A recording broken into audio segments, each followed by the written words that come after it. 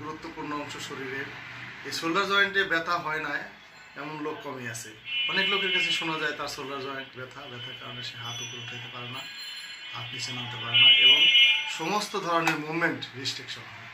আমরা শোল্ডার জয়েন্টের ব্যথা কী কারণে হয় সেগুলো বলতে গেলে আমরা শুধু একটি কোনো কারণ না, অনেক কারণে শোল্ডার জয়েন্টের ব্যথা হতে পারে। প্রথমত যাদের দীর্ঘদিন সার্ভাইকাল স্পন্ডাইলোসিস আছে অর্থাৎ ঘাড়ের ব্যথা আছে, সেই ঘাড়ের ব্যথার কারণে শোল্ডার জয়েন্টের ব্যথা হতে পারে। যাদের ডায়াবেটিস মেলাইটাস রোগে ভুগতেছেন দীর্ঘদিন যাবত তাদের জন্য হতে পারে। স্ট্রোক জনিত কারণে শোল্ডার জয়েন্টে ব্যথা হতে পারে।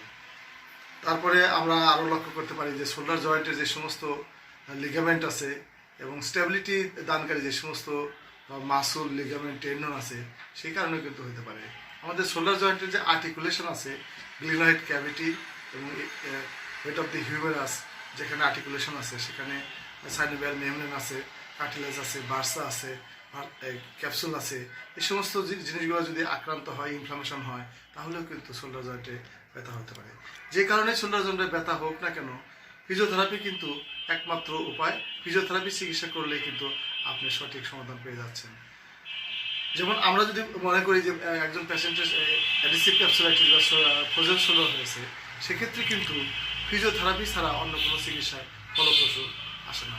আপনি ফিজিওথেরাপি করবেন, খুব দ্রুত উন্নীত হবেন। এখানে কিন্তু আমরা লক্ষ্য করছি অনেকেই ইন্ট্রা-আর্টিকুলার ইনজেকশন এবং অন্যান্য ওষুধ দীর্ঘদিন যাবত ব্যবহার করে সর্বশেষে দেখা যাচ্ছে যে তার shoulder joint adhesive capsulitis frozen shoulder stage 3 বা 4 চলে যাচ্ছে, তখন সিভিয়ার রিস্ট্রিক্টেড হচ্ছে এবং এটা ভালো করতে কিন্তু 3 মাস সময় লাগে।